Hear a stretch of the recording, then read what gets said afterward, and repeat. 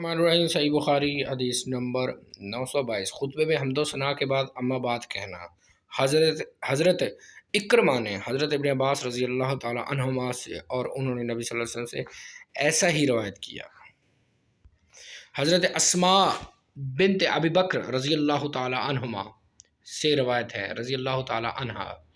یہ اسماء بنت ابی بکر یہ وہی ہیں جو 2000 بند والی، جو غار ثور میں نبی صلی اللہ علیہ وسلم اور حضرت ابوبکر صدیق رضی اللہ عنہ کا کھانا لے کے جایا کرتی تھی۔ انہوں نے فرمایا کہ میں عائشہ رضی اللہ تعالی عنہ کے پاس آئی جب کہ لوگ نماز پڑھ رہے تھے۔ میں نے دریافت کیا کیا لوگوں کو کیا ہو گیا ہے؟ حضرت عائشہ رضی اللہ عنہ نے اپنے سر کے ساتھ آسمان کی طرف اشارہ فرمایا۔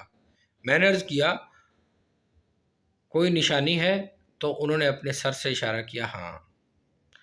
وہ حضرت اسماء کہتی ہیں کہ پھر رسول اللہ صلی اللہ علیہ وسلم نے اتنی طوالت کی کہ مجھ پر غشی طاری ہونے لگی۔ میرے پہلو میں پانی کا ایک مشکیزہ تھا، میں نے اسے کھولا اور اس سے پانی لے کر اپنے سر پر ڈالنے لگی۔ پھر رسول اللہ صلی اللہ علیہ وسلم جب نماز سے فارغ ہوئے تو سورج روشن ہو چکا تھا۔ اس کے بعد آپ نے خطبہ دیا۔ یہ نماز کسوف کا ذکر ہے، سورج گرہن لگا ہوا تھا، اس کی وجہ سے نماز پڑھی جا رہی تھی۔ اس میں اللہ کی حمد و ثنا بیان کی جس کا وہ مستحق ہے۔ پھر اما بعد کہا۔ وہ حضرت اسماء رضی اللہ تعالی عنہ کہتی ہیں کہ انصار کی کچھ عورتوں نے شور کرنا شروع کیا تو میں انہیں خاموش کرانے کے لیے ان کی طرف متوجہ ہوئی۔ اسی اثناء میں میں نے حضرت عائشہ رضی اللہ تعالیٰ عنہ سے دریافت کیا رسول اللہ صلی اللہ علیہ وسلم نے کیا فرمایا؟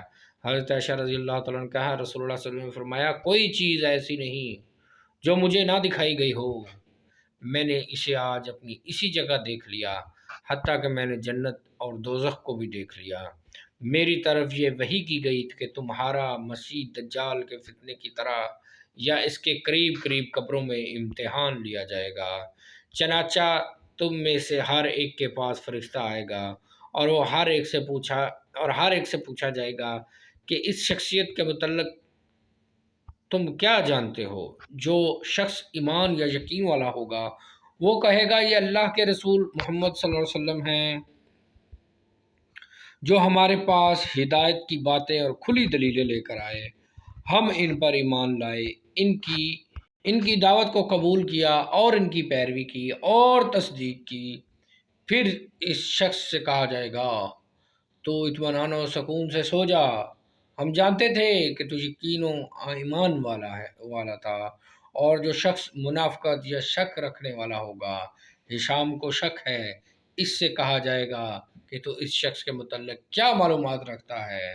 تو وہ کہے گا کہ میں تو کچھ نہیں جانتا، لوگوں سے ایک بات سنتا تھا تو میں بھی ویسے ہی کہہ دیتا تھا۔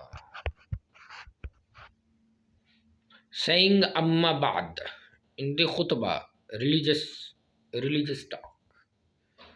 religious talk after glorifying and praising Allah.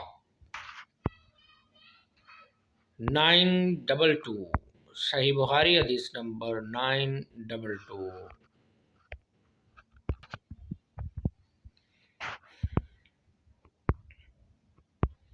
Saying amma ba'd after the glorifying and praising Allah Azza wa Jal.